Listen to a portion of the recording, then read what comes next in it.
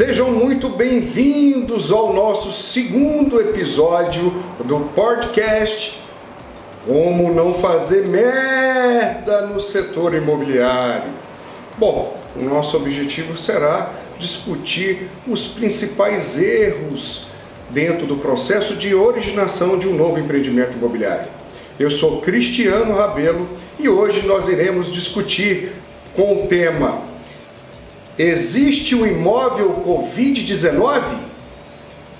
O que você acha? Pois é. Pessoal, isso é muito interessante, porque mais a gente viu nesse período pandêmico foi uma série de pessoas tentando entender, inclusive a gente o tempo inteiro, tentando entender os desdobramentos oriundos de todo esse processo. As famílias se viram numa situação jamais vista, todos enclausulados dentro dos seus imóveis, dentro das suas residências. Pessoas descobriram que eram casadas, descobriram que eram pais e filhos. Imagina só, de uma hora para outra, um casal, um filho, um casal e dois filhos tendo que conviver no mesmo espaço e dividir trabalho, lazer e o dia a dia de uma residência, de uma família. Não foi fácil. Pois é. Associado a isso, com uma série de restrições impostas pelo processo de lockdown que aconteceu logo no início da pandemia, restringindo a saída das famílias, o acesso das secretárias, as empregadas domésticas dentro das residências, exigindo que, além de todo esse dia a dia que já teria que ser adaptável, as pessoas também fazerem os trabalhos domésticos. Então, não foi fácil. Em síntese, as pessoas começaram a ter tempo para ver coisas que antigamente passavam despercebidos. Por quê? Porque as pessoas não usavam as suas residências. As pessoas pernoitavam, ou passavam final de semana e por aí vai, alguns nem isso. Pois é, um movimento gigante de pessoas adaptando seus imóveis, reformando seus imóveis, trocando uma pintura, reformando um móvel, comprando móveis, derrubando paredes, adaptando seus espaços para uma nova realidade, uma realidade que outrora sequer imaginamos passar. Gente, diante de tudo isso, olha que interessante, as pessoas que têm capacidade, que tinham capacidade de compra, começaram a se movimentar. Aqueles que sequer imaginavam naquele momento trocar os seus imóveis, que isso era um plano de longo prazo, começaram a adiantar esse processo. Olha que interessante, nos últimos 20 anos, 2020, dados da ABCIP, dados da Caixa Econômica Federal, teve o maior volume de financiamento oriundo do Sistema de Poupança e FGTS, SBPE e FGTS. Ele foi superior, inclusive, ao pico que nós tivemos, que era próximo de 160 bi, em 2013, entre 2013 e 2014. Em 2020, nós chegamos ao número de 177 bilhões em financiamentos imobiliários. Ou seja, as pessoas começaram a se movimentar e buscar um imóvel que se enquadrasse melhor às novas necessidades. E interessante que quando a gente fala de novas necessidades, é nesse momento que a gente tem que ter um cuidado muito grande. Porque a gente está vivendo um problema que ele não é perpétuo, ele é um problema de curto prazo. Está sendo de curto, médio prazo, mas já já a gente vai passar por isso. O que nós precisamos entender é o que fica. Quais são os impactos de curto, quais são os impactos de médio e quais são os impactos de longo prazo. Eu morro de medo quando o pessoal começa a falar em padronizações. Agora fechou, todo mundo agora quer uma varanda gourmet. Não, não, não, não. Não pode faltar em nenhuma residência um home office. Você concorda com isso? Eu sempre gosto de utilizar uma palavra chamada depende. Gente, depende muito, mas muito. Eis a necessidade novamente de nós aprofundarmos as análises e respeitarmos a premissa básica do funcionamento do mercado imobiliário. Nós temos vários países dentro de um país. O mercado imobiliário ele funciona através de um microclima que está intrinsecamente ligado à cultura de consumo, à dinâmica econômica que dá condição de compra às pessoas. Você já se perguntou se isso é o que faz sentido? É onde começa, é a nascente desse rio? Gente, é fato. Todo mundo, se pudesse, hoje, mudaria o seu imóvel. Quem está em apartamento iria para uma casa. Quem está, de repente, numa casa, buscaria um condomínio fechado. Quem está dentro de um apartamento, de repente, grande demais, buscaria, talvez, um apartamento um pouco mais adequado, um pouco menor, que não tivesse tanta manutenção. Aqueles que estão abaixo de 80 metros quadrados, estão pensando, precisam de mais espaço. Só que tudo isso precisa estar alinhado com o quê? Com o poder de compra. Não basta querer, é preciso poder. Repito, não basta querer, é preciso poder. Eu posso me submeter, eu posso mudar o meu imóvel. Vamos imaginar aqui um exemplo hipotético. Vamos pegar aqui o cara que mora na região central de São Paulo. Caramba, o preço do metro quadrado é muito alto. Aumentar o seu imóvel, ter um imóvel com home office, significa o quê? Eu tenho um imóvel maior. E isso implica o quê? Incapacidade de compra, porque isso vai ser mais caro. Ah não, Cristiano, a gente resolve isso sem problema. Vamos colocar lá na área de expansão urbana. Em cidades que têm um grande problema na mobilidade urbana, ou seja, tem trânsito, tem muita gente indo e vindo, esse cara vai aumentar o tempo dele em deslocamento. Olha que interessante, qualidade de vida está intrinsecamente associada a tempo. Quanto mais tempo a gente demora, quanto mais tempo indo e vindo, menos tempo sobra para a gente.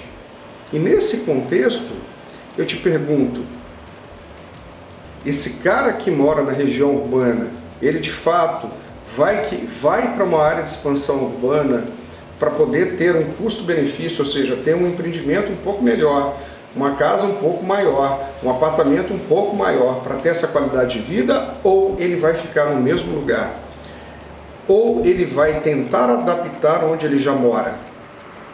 Ou ele vai buscar um apartamento com um tamanho semelhante, mas que seja mais oxigenado, de atributos que permitam o uso eficiente. Exemplo, eu vou para o mesmo apartamento, desde que na área comum tenha uma academia, tenha um playground para as crianças brincarem, tenha um espaço para fazer ginástica. Olha só, a gente fez uma série de pesquisas durante esse período pandêmico. 30%, cerca de 30% das pessoas que fazem ginástica em academia decidiram não mais fazer academia, porque descobriram que era possível fazer os seus exercícios físicos dentro de casa. Interessante, né? Muita gente hoje está fazendo o uso híbrido de uma varanda, tanto tendo ela como varanda gourmet, como tendo ela como escritório. Muita gente não está buscando uma varanda gourmet. Para ele, o simples fato de ter uma integração maior entre a sala e a cozinha já resolve, ou seja, uma cozinha americana. Os brasileiros estão virando verdadeiros chefes de cozinha. As pessoas estão cozinhando, as pessoas estão gostando disso, inclusive. Em várias pesquisas, em várias análises, a gente viu que as pessoas pretendem continuar a fazer isso. Por quê? Porque é uma forma de integração entre a família. Fazer um jantar agradável, um almoço, fazer um churrasco e contemplar aquele momento com a esposa, com os filhos e por aí vai.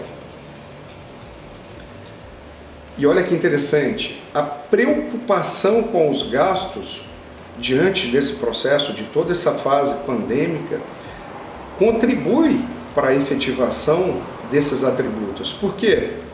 Porque sair para comer fora, jantar no restaurante, almoçar no restaurante, é caro. Em muitos lugares, as pessoas se viram obrigadas a reduzir o supérfluo. A ideia de fazer a sua refeição em casa e de incrementá-la veio como uma luva, permitindo que isso fosse prazeroso. Só que a gente precisa entender qual o desdobramento em cada região. Por quê? Porque, como eu falei, a título de exemplo, citando São Paulo, todo mundo dizendo que agora o cara vai querer de fato um home office ou vai querer mudar de apartamento para um maior. Gente, toma cuidado. Mudar de apartamento ou mudar de casa para um ambiente maior significa que vai ser mais caro. E ele precisa ter o quê? Capacidade de compra. Outra coisa, olha que interessante. A cidade onde você empreende manteve o índice de empregabilidade? Muitas empresas fecharam, muitos desempregos estão ocorrendo. A compra, a decisão de aquisição de um produto imobiliário está muito ligada ao quê? Muito ligada não, está totalmente ligada à capacidade de compra, ao poder de compra. O cara perde um emprego, ele não consegue fazer um financiamento de longo prazo. Ou se ele está na iminência de perder esse emprego, vem o sentimento da incerteza que pode pausar o desejo de compra em função do medo de fazer uma dívida de longo prazo. É crucial você entender o desdobramento e os impactos na dinâmica econômica da região, oriundo de todo o processo de abertura ou desligamentos, fechamentos de empresas. Gente, hoje nós temos relatórios que saem do Ministério do Trabalho, que são do IBGE, você consegue pegar com um delay de 2 meses. Você consegue entender o total de admissões e o total de demissões por setor, por segmento, indústria, comércio, serviço. Isso dá condições de você entender a manutenção ou não desse processo. Interessante, né? Maravilha. Cristiano, mas calma lá. Então, a gente teve um aumento fantástico na busca por casas em uma série de regiões. Sobretudo no interior, as regiões que são um pouco mais distantes da região metropolitana. Loteamentos, condomínios fechados, a busca por casas. Em lugares onde você não tem tanto problema de mobilidade urbana, onde as áreas de expansão urbana estão próximas da cidade e elas têm acessibilidade, esse processo está acontecendo. Esse processo está sendo impulsionado. Observe que esse processo está sendo impulsionado associado ao quê? As regiões que não sofreram tanto com a baixa do emprego, com o fechamento de empresas. Então, as cidades saudáveis, as cidades que estão aí continuando no processo de aquecimento econômico, estão gerando novas oportunidades. Acontece que não é todo mundo também que consegue ir para uma casa. Tem a questão da fase da jornada de vida em que uma família se encontra. Como assim, Cristiano? Vou te dar um exemplo meu. Eu estou morrendo de vontade de ir para uma casa no condomínio fechado. Porém, a minha esposa falou, Cristiano, eu costumo brincar que eu estou no 4º aviso prévio trabalhado do casamento. Ela falou para mim, Cristiano, se a gente sair daqui, de perto do colégio, eu me separo. Tenso isso, né? Mobilidade, gente, é o dia a dia. Hoje, onde eu moro, ir para uma casa significa que eu vou ficar mais distante, consequentemente, eu vou ter mais dificuldade para me deslocar. Vou demorar mais para levar o meu filho e para buscar o meu filho. Em síntese, minha esposa, neste momento, prioriza muito mais estar próximo dos colégios das crianças do que ter uma qualidade melhor de espaço. Jornada, o tempo na jornada de consumo. E a gente precisa entender exatamente isso. É óbvio que eu quero estar numa casa maior, que eu quero estar numa casa mais arejada, com atributos de lazer que permita eu ter um pouco mais de qualidade de vida. Mas eu preciso respeitar também esses momentos. Ou seja, a minha jornada, que é influenciada o tempo inteiro pela rotina minha de trabalho, pela rotina de trabalho da minha esposa e pela rotina de estudo dos filhos. Cidades turísticas. Olha que interessante. A gente tem visto um grande movimento nas áreas de expansão urbana, em cidades que são turísticas e que têm mobilidade urbana, ou seja, que têm acessibilidade, as pessoas buscando mudar o seu imóvel para ficar mais próximo a uma praia, mais próximo de um lago, para viver a primeira residência com o uso de segunda. Isso é fantástico, isso é o melhor dos mundos, né? Ter segunda residência é caro. Ter segunda residência não é todo mundo que consegue. Por quê? Porque o custo de manutenção e a própria imobilização do capital, ela dificulta esse processo. Mas você, quando consegue fazer um uso híbrido do teu imóvel, morando e tendo o seu próprio lazer, é fantástico. Essa é a joia de toda a coroa. Pois é. E é por isso que a gente precisa entender os desdobramentos e aquilo que pode e, sobretudo, deve ser feito em cada região.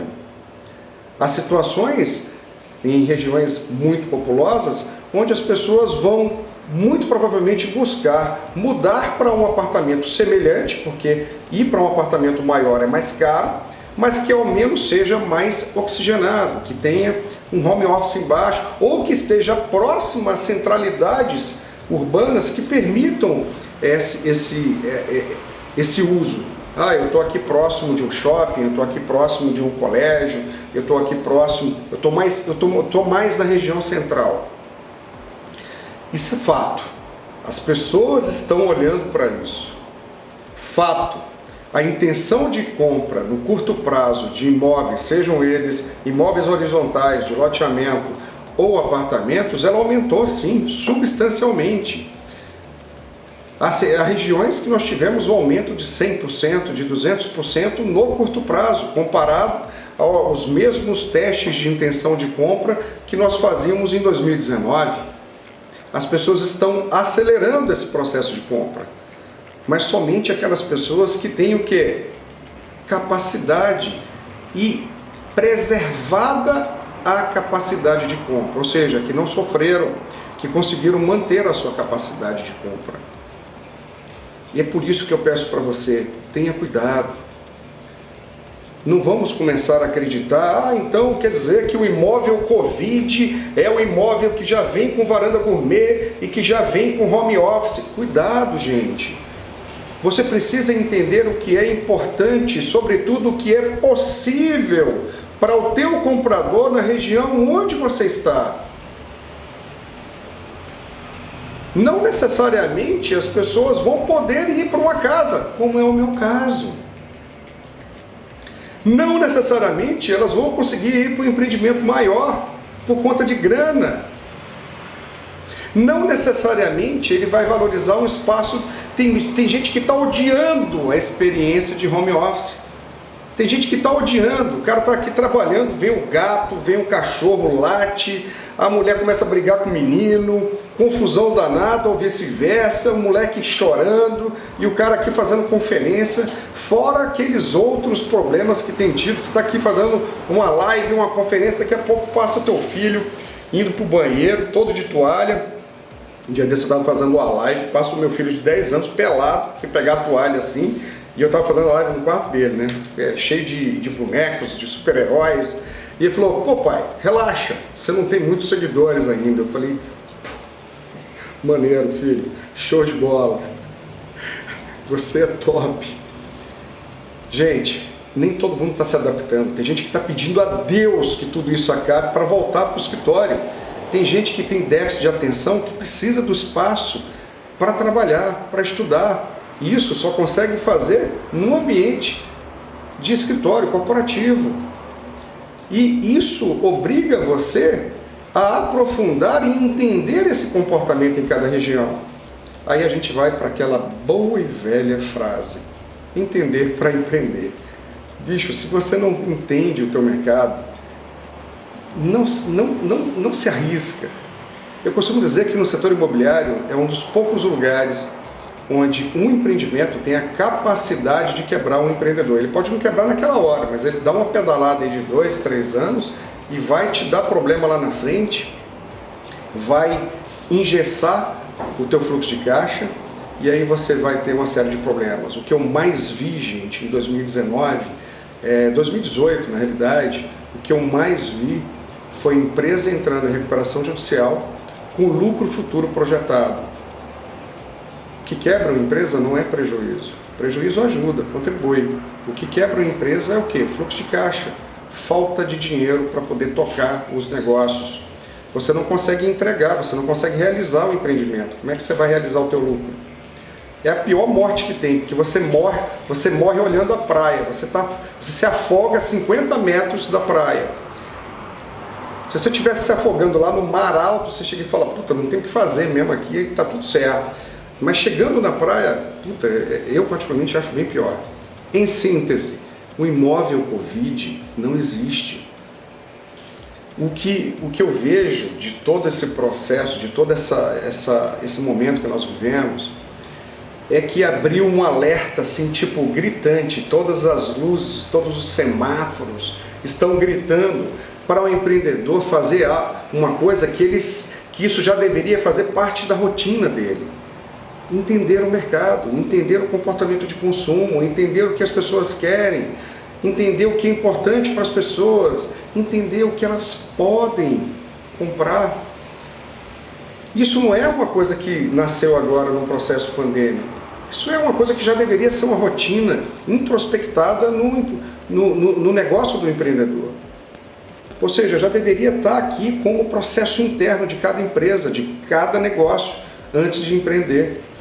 Mas hoje ficou mais gritante. Por quê? Porque as pessoas não querem mais do mesmo. Isso é fato. O cara não quer mais do mesmo. O cara de classe C, se possível, quer ter o lazer também no espaço dele. Ele quer ter um quintalzinho, ele quer ter uma churrasqueira, ele também quer ter uma varanda gourmet, ele também quer ter um espaço para fazer um home office. Puta, mas como é que a gente vai conseguir adequar isso? Desejos, necessidades, anseios, viabilidade técnica, viabilidade econômica e financeira, é uma equação que precisa ser fechada. Isoladamente, olhando essas variáveis, eu não consigo entender se isso faz sentido, se isso é coerente. Eu preciso analisar isso de forma integrada. Porque muitas vezes aquilo que a demanda quer e aquilo que ela pode pagar não fecha a minha conta. O que eu vou fazer? Nada, não vou fazer. É isso que a gente precisa entender. Perceber aquilo que é possível ser feito. E dentro desse processo, buscar fomentar e direcionar toda a tua energia para aquilo que tem a maior probabilidade de negócio. Deixa eu responder aqui algumas perguntas que foram feitas. Constantemente a gente tem uma série de perguntas, ou nos cursos, nos eventos e palestras, aí a gente vai compilando uma porrada de coisa aqui e vai inclusive tendo as ideias de temáticas, né, para trabalhar. Como a pandemia mudou os hábitos dos lares brasileiros? Simplesmente fazendo com que elas vivessem nos lares brasileiros, vivessem no seu próprio lar. Viu? Ih, caramba, eu nunca tinha percebido que essa sala está tão pequena. Pois é, isso aconteceu. Quais hábitos foram introduzidos, modificados ou mantidos após a pandemia? Gente, hoje as pessoas estão preocupadas muito com a higienização, né? Então, no Oriente isso é muito comum, você não entra num apartamento, numa casa com sapato, as pessoas deixam o sapato do lado de fora. Hoje isso está virando um pouco rotina no dia a dia, pelo menos lá em casa, ninguém entra com sapato, e eu acho que isso vai ser um hábito que a gente vai levar. Interessante isso, né? Ou seja, é o que a gente chama de área suja. Qual a tendência de produtos imobiliários? Depende, cara, depende de cada região. E é isso que eu estou apontando. Olha, verifica e entenda todo esse mecanismo para você colocar um produto certo. Classe C tem cada vez mais buscado um produto de segunda residência, mas como ele não tem condições de comprar o produto de segunda residência, uma casa, ou ele vai comprar uma casa que possa ter um uso híbrido, ou ele vai partir para um novo modelo de negócio que tem surgido chamado multipropriedade, fractional. O cara compra a fração de um imóvel na praia ou na montanha, onde certo período por ano, 15 dias, 20 dias, 30 dias, ele vai lá e ele vai ter o uso, com escritura e tudo, é dele. Ele pode vender, inclusive, essa fração. Todos os atributos desejados neste momento em que as pessoas repensam seus espaços devem ser considerados na estruturação de um produto imobiliário. E eu gosto muito de fazer um teste levando em consideração aquilo que é importante para o cara e, sobretudo, aquilo que é importante ao ponto de o cara se submeter a pagar mais para ter. Eu gosto de separar o joio do trigo. Porque essa percepção, ela faz com que você consiga separar aquilo que o cara entende que é commodity, ou seja, que é padrão, todo mundo faz, isso aqui eu quero, é tipo, eu quero um apartamento e eu quero ali que tenha, tipo, eu já parto do pressuposto que vai ter preparação para split. Eu já parto do pressuposto que vai ter uma varanda, exemplo. Mas eu preciso entender quais são os atributos que mexem com as pessoas, que é tão importante para as pessoas a ponto de elas se submeterem a pagar mais para ter. Ou seja, aquilo que explode na percepção do teu comprador, aquilo que é foda. Ou seja, quanto mais alinhado você estiver com aquilo que é foda na percepção de quem vai te comprar, mais bem posicionado você estará. Você vai estar chegando ao ponto de colocar produtos unicórnios, ainda que você esteja em mercados sangrentos. Unicórnios, e a gente vai falar sobre isso, hein? Como colocar produtos unicórnios. Cristiano, quais os principais erros na formatação de um produto? Falta de clareza no entendimento daquilo que pode ser feito. Cara, entender para empreender. Finish. Qual o exemplo dessa situação para deixar um obstáculo mais claro? Eu já falei isso, um exemplo que eu dei foi o meu mesmo. Eu gostaria muito hoje de ir para uma casa, um condomínio fechado, mas ainda não posso. Por quê? Porque eu preciso estar perto dos colégios das crianças e tem problema de mobilidade urbana onde eu moro. Quais dicas para que o empreendedor possa ser mais assertivo? Gente, entenda. Entenda o que as pessoas querem. Entenda o que é importante para elas. Entenda quão alinhado você pode estar do cara que vai te comprar. Se você conseguir fazer isso e a tua conta financeira conseguir fechar, se joga. Se você está gostando desses episódios, gente, segue a gente no YouTube, marca o sininho para você ser notificado, segue a gente em nossos canais. Te aguardo no próximo episódio. Já?